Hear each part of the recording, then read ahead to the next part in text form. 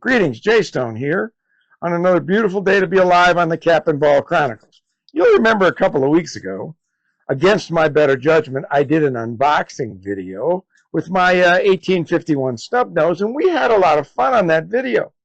And I decided that it isn't a bad thing to do when the weather outside gets frightful, which is exactly what's happening this holiday week here in Michigan. So today, we're not technically doing an unboxing video because I've already unboxed it. I've already looked at it. I've already cleaned it up. It's all ready to go. So what I'm going to do is what I call an unveiling video. Stay with me while I unveil my latest Cap and Ball Revolver, and then follow me out to the range when I put its first 6 shots downrange on steel.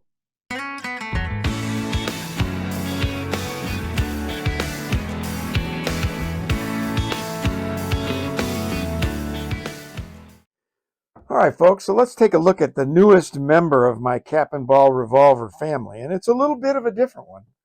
It's one that I haven't seen featured around very much, especially as a Cap and Ball Revolver, and I'm really excited to have this thing, even though, well, I'll explain it in a minute. So let's take a peek. What is it? It is the 1873 Cattleman Black Powder Cap and Ball Revolver made by Uberti. It is designed to be an exact copy of the 1873 Colt Single Action Army, which is the Peacemaker. And yes, it's in black powder. And yes, it says a Cap and Ball Revolver, and it didn't exist in history. But you know, on this channel, we don't really care much about this. It is a fun, nice, well-balanced revolver, just like the Peacemaker would have been. Uberti calls it their Cattleman. And like I said, it is a Cap and Ball Revolver. I'll take it apart in just a second. But it is sweet. It is sweet. It's got a loading gate. So you think you're loading actual cartridges, but that is really where you put your caps on. It's really, really cool. Now, where did this come from?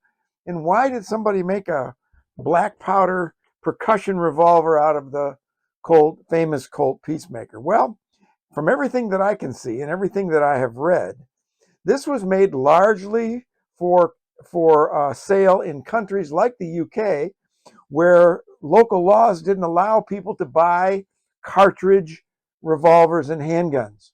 And so in order to allow people in the UK and across Europe who are kind of wild about the Wild West and the Old West and the old 6-shooters, allow them to have a Peacemaker, they made it for them primarily as a Cap and Ball Revolver.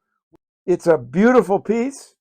It is made to be acceptable in countries where cartridge handguns are not allowed to be sold, and I happen to have one right here. All right, so how does this thing work? And like I said, I'm gonna do a full-length video on this coming up very soon. But all you do to take this thing apart, we put it on half cock. There's a little spring right there. And you just push the spring down. I'm trying to do this awkwardly. Pull the base pin out. And then open the loading gate and rotate the cylinder right out. So there you go. 44 caliber. The nipples are on this end. I don't know if you can see those in the light. I'm trying to give it as much light as possible. Like that. And then to put it back together, it's a little bit like putting a Remington cylinder back in. You start it and you spin it back in. You hear it click. You push that spring down.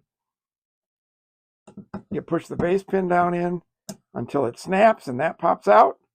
And now we're good to go. Put it on the quarter cock. That's the safety. Half cock and full cock. Obviously, this is a gun, a Cap and Ball Revolver that is loaded off the frame on a loading stand, which is fine.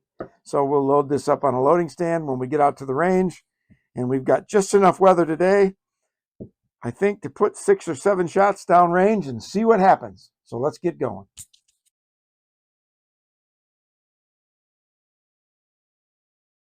Second part of my sort of semi-unboxing video with the 1873 Uberti Cattleman black powder version. The cap and ball revolver that was made to look like the Colt Peacemaker. So we're going to take a few shots at Big Orange and see what we're doing. Not only is this not historically accurate, but a friend of mine gave me, I don't know if you can see it, gave me a Buscadero rig that fits beautifully.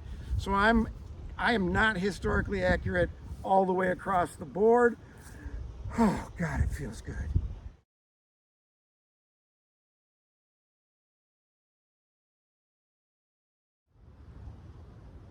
There's one.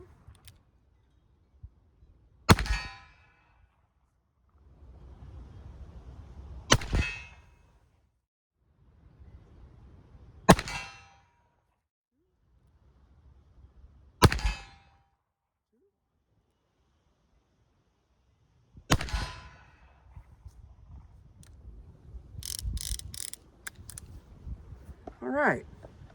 This is going to be an awful lot of fun, this 1873 Cattleman Bayou Birdie.